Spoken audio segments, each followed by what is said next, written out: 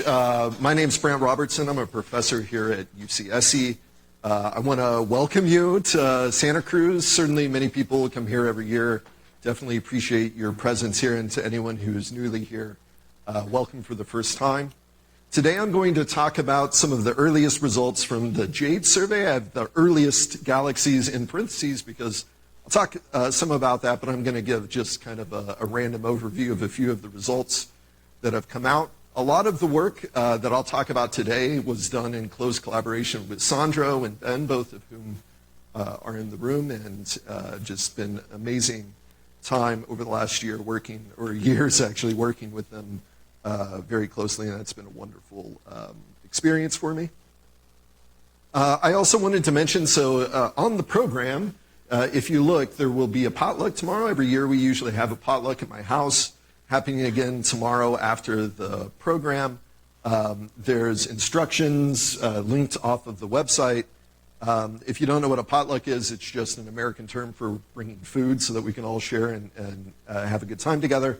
My house is very close to campus and is easy to get to from here, so if you can get here, you can get to my house. And so just look on the program for further instructions, and your families, its significant others, definitely welcome, so it's a family affair. And I hope to see you there. So let me show you a brief history of the observable universe. Many people, of course, in this room, we're all experts on this topic, so I'm not going to belabor the point too much, other than to say that, you know, it's a very exciting time. JWST holds a huge amount of promise for us in terms of finding galaxies that are very, very distant, and also measuring the detailed properties of those galaxies in a way that was unfathomable before we had JWST. So we do want to find and confirm those galaxies, not just to come up with a candidate that might be far away, but to ensure that it is as distant as we think it might be, to measure the detailed spectral properties, to learn something about the physics of the galaxies, and then also to kind of count up the galaxies of a different type, especially the ones that have confirmed distances, and really study the process when reionization, this epoch where the universe went from mostly neutral to mostly ionized, when did that start in earnest? What were the first sources? And how did that story play out? And so last year I had an ARAA article where I talked about what kind of the outstanding problems were before JWST, and I got the pleasure of reading many of your results, people in the room. And so if I missed one of your papers, I'm very sorry. Please send it to me. I'll read it. You know, I think the important points that I had at the time were, of course, we know now that reionization probably ended somewhere around redshift 5.5, 6.5. There are multiple lines of evidence of a relatively rapid change in the neutral fraction, the intergalactic medium around redshift 7 or 8. The amount of star formation at the earliest accessible times was becoming better known with HST. Garth mentioned a few of the galaxies that he and Richard Bowens found at the very earliest times. The most distant galaxies known with HST was discovered by that group. But of course, we wanted to spectroscopically confirm those, and then also see if we could find more distant galaxies. And so now the question is, well, how is JWST going to answer these questions? One thing I'll mention is that there's actually a good deal of consistency between what we see or infer for the change in neutral fraction from things like the disappearance of Lyman alpha emission, or the dark fraction of pixels in Lyman alpha spectra, with the later properties of the IGM. If you just try to reproduce the Lyman alpha power spectrum with cosmological simulations and then extrapolate backward in time what the neutral fraction of those simulations would be, you get this black line which goes through the points from the observations. It has nothing to do with the observations, no fit, just connecting the properties of Lyman alpha 4. So it's actually interesting to note that there's good agreement between different inferences of what the neutral fraction was doing during reionization. So many people in the room, Caitlin, for instance, are leading really important JWST programs. I'm listing a few of these here. These are all pre-flight layouts from the programs, just to give you some flavor of the different programs. Primer, Garth is USPI primer. The JADES program is mostly what I'll talk about, and then also Sears. I don't know if Steve's here or not. And NGDeep, and there are many other surveys. I didn't put them all on one graph. But really an exciting time where there's a good balance between area and depth, kind of the wedding cake is spread over the sky. We get to have our cake and eat it too. And JADES is really an interesting, I would say different, also very expensive. It's the Maserati of JWST surveys. I'll skip this slide, just laying out some of the depths and areas of different things. We had these early observations with Sears, just a wonderful, outpouring of effort and for the community that the Sears program developed, where we had some initial observations. This is just the first epoch of data that I'm showing on the left, which really led to this discovery of Maisie's galaxy, which is the first galaxy at about redshift of 12 that then later was confirmed. And so we knew that there were indeed these high redshift galaxies out there, which is really wonderful. And there was a huge amount of work by people, some of whom were in the room, looking for these galaxies, and Garth gave a good review of this earlier. So what is JADES? Well, JADES is a GTO program, so it's actually enabled by the guaranteed time that was given to or earned by the PIs of the various instruments, NearCam, the Nearspec science team, and then part of the US MIRI team. It's about 800 hours of prime observations, 800 hours of parallel observations, imaging and spectroscopy. So the idea was that we would initially target spectroscopically off of HST. We would then image with NearCam and then follow up NearCam detected sources with JWST. Really, a great partnership between the various facilities. Also, sometimes when we take NearCam data, we take MIRI in parallel. So really a wonderful collection of data. There's a JADES overview paper by Daniel Eisenstein, the JADES Good South NearCam Deep Data Release paper. Marcia Ricci and I were the first two authors on that. And then the JADES Good South and Nearspec Deep Data Release from Andy Bunker and a variety of other. There's something like more than, 35 or 40 papers from JADES over the last, 7 or 8 months. The JADES team members, so I'm on the steering committee for JADES. The PIs of Nearspec and NearCam, Nora Lutzendorf and Marcia Ricci, Daniel Eisenstein, Stefano Carinari, Emma Curtis Lake, Dan Stark is the publication coordinator, and Chris Willett are the current members of the steering committee, and then Ben and Sandra are the other people from JADES who are here in the room. There's more than 100 people working in JADES, so it's really a thriving collaboration.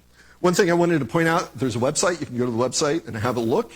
Linked off of the website is the interactive viewer. So my student and I, Ryan Housen, who's now a staff scientist at Johns Hopkins, and I, we developed a code called Fitzmap, which will take your images and your catalogs and make an interactive website that you can go and view and actually look at the data. You can do this on your phone. So if you want to look while I'm talking, if you want to tune me out, that's great.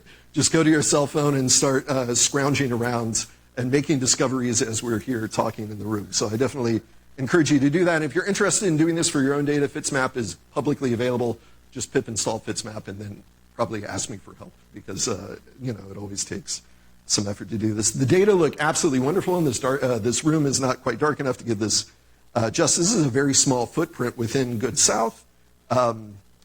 If you look at the combination of different filters, you just see the universe in a new way with JWST than you did before, because you have 4 micron as kind of the red anchor of the distant universe, and you see all kinds of structure in the red that you just simply do not see in the rest frame UV.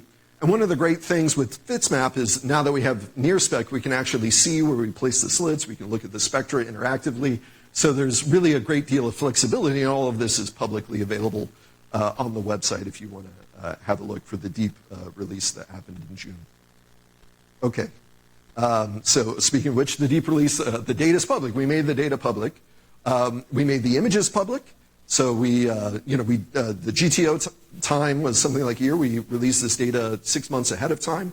We released it with catalogs. We released it with segmentation maps. We released it with the Spectra that we took. So we really wanted to get this legacy data, just the first part of it, into the hands of the community as quickly as possible. We could have sat on this for longer, but we thought it was important to get this really nice data out to the community.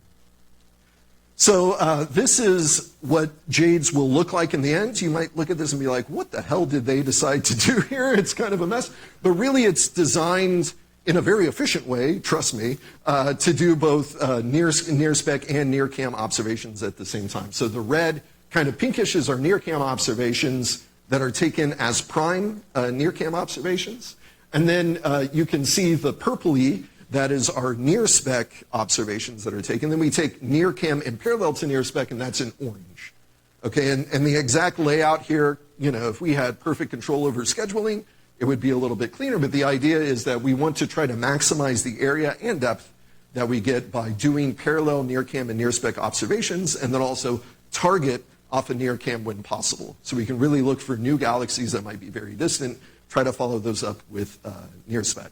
We have observations in Goods North and Goods South, mostly covering deep HST imagery. Where we don't have HST imagery, we do expose in F070W to try to get a little bit of extra blue imaging when possible. That's very valuable. This is what Goods South looked like in March in terms of the exposure times. Oh, sorry, I have a typo there, so I'll just skip ahead. There's a great deal of depth in JADE, so we go out to over 100 kiloseconds in some areas over a small area of the sky. You know, typically we have 25 to 80 kiloseconds of exposure in Goods South and something like 12 to 23 kiloseconds in imaging in Goods North. So there's really very deep data in a variety of bands. So you just see wonderful things like this. So it's not quite dark enough to see, but you see on the right-hand side, 850 LP. This is a galaxy at Redshift 2. This kind of blobby structure. When you look at it with JWST, you see beautiful spiral arms in a Redshift 2 galaxy. Just wonderful new structure that you get to see with the depth and resolution of JWST. And this is a comparison of F150W with F160W. You see just the dramatic increase in resolution. And this helps you not just for looking at the detailed structures, but actually detection. Because when you have faint, small objects, they're better resolved. You actually have a better signal to noise for those objects compared to something like HST. So we really are discovering new objects, fainter objects with F150W. So the NearCam Reduction team really starts with Sandro, Ben, and myself. We do the mosaicing, we do the object detection, the astrometry. We build the catalogs up, and then we go and look for galaxies. So, you know, you may have heard this story, but when we were taking our initial observations in the fall, there was a short on Nearspec, okay? And so while we were taking some spectral data, we actually got interrupted, and they, you know, this is one of the first shorts. You may not know there are electrical shorts that happen on Nearspec that can ruin your data. And so some of our observations were delayed. And we got to take this as an opportunity initially we had planned to take HST targeted only observations. We had a short window where we could find over a couple of days NearCam selected objects that might be a high redshift. And indeed, we could put a couple of additional objects on slits. Those are galaxies that turned out to be at redshift 12.7 and 13.2. In addition to this, we actually added some galaxies that Garth and Richard Bowens originally found, and in UDF-12, I was on the UDF-12 team when I was a postdoc. We've observed this galaxy that Garth and Richard found, and we noticed with the addition of the J140 data that this galaxy was a J140 dropout. We said, well, it's, you know, it must be at redshift 12, but that's ridiculous. Why would it be at redshift 12? It's probably at lower redshift, so we were a little bit embarrassed, but then eventually validated. So you know how the universe works. It's wonderful in its own way. Okay, so you know these are very compact galaxies. You can see just visually that these very, very distant galaxies are quite small visually. And then, you know, we followed it up with Nearspec, as I was saying, in Emma Curtis Lake's paper. And this is the press release image of what the spectra look like. But this is really what the spectra look like when you don't bin them so heavily. And you can see, you know, there are very good Lyman breaks with these galaxies, but there are no strong emission lines, at least at this resolution and depth that you can see. Okay, and this is really pushing the limits of what JWST can do. And we were doing that in the first few months of operations already with JADES. So, you know, finding these galaxies and confirming them actually as galaxies at redshift 13.2, I mean, that's really what we were hoping we'd be able to do with JWST and managed to do it. So one of the things we wanted to do when these objects are so small, they're close to unresolved with JWST in some cases. So Ben Johnson wrote a code called Forsvo, which allows us to forward model the data. You have the data on top. You have a model where we actually try to fit to all of the objects in the region to try to get high precision photometry, not just circular aperture photometry or Cron photometry, but actually model with the detailed emission from all of the objects that might contribute possibly in their extended flux to what you're trying to detect. And then you can see the residuals are very good. So this gives us a good constraint on the photometry of these very distant, very teeny galaxies. You know, some of the galaxies, especially the Redshift 13 one, are effectively unresolved. Okay. They also, you know, it's very difficult to see what the Sursic profiles are. You know, the constraints aren't great, but they say that it's less than about 2. So these are not, they don't have some extended fluff, these particular objects. They really are relatively compact galaxies, close to exponential in their surface brightness profile. And then using another wonderful code that Ben wrote, Prospector, we could fit the detailed SED models by looking at the star formation history of all of the individual objects, and then get some constraint on what the stellar mass and star formation history of those objects are. And so here are some numbers for the galaxy at redshift 12.6. You can see that it's MUV minus 19, or roughly a redshift 12.6 galaxy with about 8 in log 10 solar masses and stars. And the galaxies really do look like that. They have between about 7.5 and 9 in their stellar mass in the log 10 solar masses. They're relatively young, so the stellar ages are only a few tens of millions of years, comparable to kind of the dynamical timescales of the galaxies. And you know, they're consistent with being low metallicity, but we don't have great constraints. And I'm just showing you visually, you don't need to look at everything. You're just supposed to see the Redshift 13 galaxy and the Redshift 12 on the right. Their parameter distributions inferred from the photometry are pretty similar. So these galaxies are kind of similar objects at Redshift 12 and 13. Just to show the stellar population constraints that I was mentioning, you have the stellar mass distribution, the star formation rate distribution measured on 30 million year timescales, and then the stellar age, which is quite young, so only a few tens of millions of years. Star formation rates between about 0.1 and 1 solar mass a year. Okay, so comparable to the Milky Way, but in terms of spatial extent, 1,000 times smaller. That's a good number to keep in mind. So really, they're remarkably compact objects. They're forming stars with a surface density that's quite high. Now, in terms of the photometric redshift distribution, we got the photoz's basically right. And one of the reasons for this is that JADES has quite a dense filter array. So we have also, we benefit greatly from the HST data that is there in GOODS North and GOODS South. But we have F090, 9 bands directly with JADES. And then some of the galaxies lie in the medium band survey that Sandra Tekela and Christina Williams and Michael Maceda executed. And so this gives us even more data, which was used by Richard Bowens to constrain the 11.7 galaxies photo-Z precisely. Now we have more than 700 candidates above a redshift of 8. And actually in Kevin's paper, one of the things that he does is he looks at how accurate the photo-Z's are compared with the spec-Z's, and actually we do a pretty good job, actually quite accurate in that. So, we have some confidence, even though, as Garth mentioned, it's pretty sparse. Right now we're going to be filling this in continuously, but the photo-Z's tend to be verified, especially for the high redshift galaxies, where we're using JWST primarily as the veto and not HST. Now, I'm just going to give you a survey of a few other results, and then I'll finish. I'll go through this quickly. Just an exclamation point. That's all GNZ11 gets. I'm not even going to say anything else. It's just amazing. But we actually have great spectra for galaxies over a wide range of redshifts. So in Alex Cameron's paper, we look at ISM properties out to redshift 9. There's a 9.437. I mean, just amazing. We say this without batting an eye nowadays, just a few months later, but this is, gobsmacking. I don't know what the right term is. And then you can look at things like O32 to R23. And while we don't measure, we actually don't detect N2 in these galaxies. We do have O2 and we have O3. And we have Balmer series data, so we can actually place these galaxies in this diagram And you can see it's along with the elevated line emitting galaxies at lower redshift, and also lower redshift galaxies at redshift 7, for instance, from and 6 from Sears. There are also really interesting individual galaxies. So there's a Lyman alpha emitter at redshift 7.3, which on its own would be, a big deal a few years ago. But this galaxy is a paper by Saxena. This galaxy is extremely faint, only a few nanojanskis in brightness, and yet somehow it's a Lyman alpha emitting galaxy at redshift 7.3. And what's really neat is this galaxy cannot ionize its surrounding. It's not powerful enough to do so.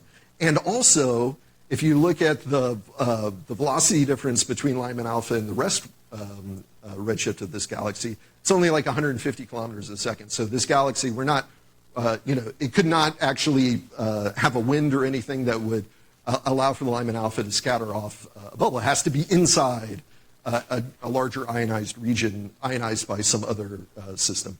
Andre is shaking his head a little bit, but that's fine.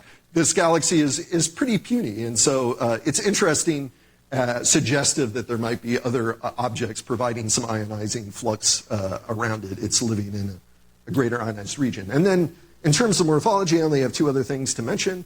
There's a paper by Ren Cease, who was a UCSC cosmology, Stanford cosmology fellow here. Minor growth in action. So looking at quiescent galaxies at relatively low redshift, you can actually pick out the companions of these quiescent galaxies in a way that was impossible with HST. With HST, we're finding companions that have like a ratio of 1 to 10 in stellar mass. Ren is finding galaxies up to 1 to 900 in stellar mass that have comparable photometric redshifts to the host galaxy. Okay, and so this is really interesting. You can't do this with HST. The resolution isn't good enough to pick out these galaxies. They get washed out even at comparable depths. And what's interesting is that these companion galaxies are actually quite blue. They lie in the star-forming part of the UVJ diagram, these low-mass companions. So we're really looking at how these low-mass companions can change the color gradients of these galaxies. They add blue light to some of the quiescent galaxies. Now, I'm just going to mention, I think, one other thing. Yes, I'll just mention one other thing. So, in the initial, rush of data, one of the things we were really interested in was using JWST to push on the morphological characteristics of high redshift galaxies. And we performed the first AI analysis where we actually used a machine learning tool that was trained off of HST called Morpheus that we applied to all the candles data. We just applied it again to the JWST F150W data to do automated classification of those galaxies. This is the very early times with JWST. And we were finding, to our surprise, that there were high redshift galaxies out to redshift 5 that we are identifying as Disky galaxies with this automated morphological fitting. And now people like Jehan Kaura-Tepe and other groups, Chris Consolisi's group, have made similar claims that there are a lot of high redshift galaxies that appear to be Disky, maybe more so than one might expect. And this really connects well with simulation work that Abishai and his collaborators are doing.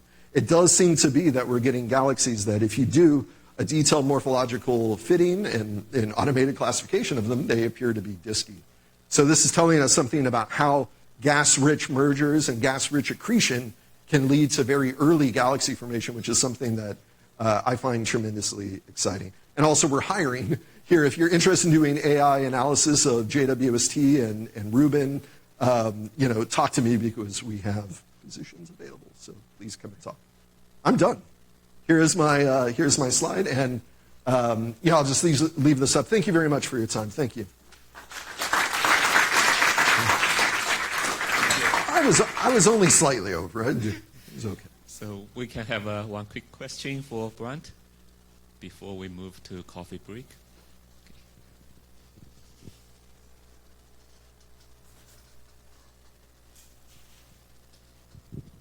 Thanks, Brant. Regarding your morphological classification of the disks, have you done or are you planning on doing any testing at lower redshifts where you compare the morphological classification with kinematic metrics of how disky the galaxy is? Yeah, so this is something that we highlight as extremely important to do. I think just doing IFU observations with JWST, or actually we can use the spectra, the slit spectra themselves to do this. So Anna de Graaf in JADES is writing a paper right now where she's looking at the kinematic signatures measured from the slit of galaxies, not these specific ones, but comparable galaxies that have similar properties in the JADES survey. And it's interesting, you can see kinematical signature, and actually in Fresco you can do the same. You can look at the kinematical signature, you see rotation curves. There are, these galaxies, some of them at least, really are rotating disks or show evidence for rotation. So that's something that I think is really critical, and we're just beginning to understand this process. So I agree with you, that's a critical test of this, and it seems to be the case that at least some of these galaxies are passing that test. Thank you. Yeah, thanks, Brant. That was really great. So I wanted to thank you also to the JADES team, Marsha, and the steering group for releasing the data early. That is really good to have out for folks to as well. But I also had a quick question. So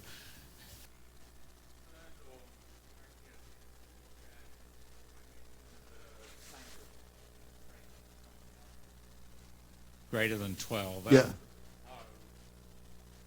Mm-hmm.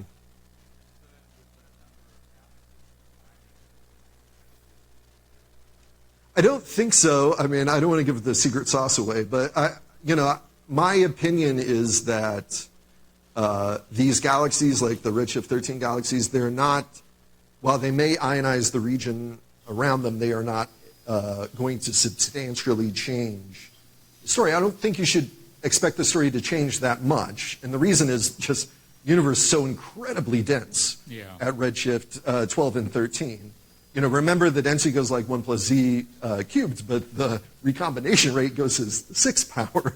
So things recombine, instantaneously, very, very short time scales at the high redshift universe. So it's just hard for these feeble galaxies to really change the story that much. Now, if the Labe result had held up, then you might start thinking, oh, at redshift 10, there's going to be, and actually there's some galaxies in Caitlin's observations. I'm like, well, maybe these, might be doing some interesting work, but, I think the galaxies that we had found in JADES at the very highest redshifts, at least to date, aren't going to change that story. So I'm not so surprised, by that. Thanks. Okay, let's thank Brant thank and you. all other speakers again. So we will have a coffee break to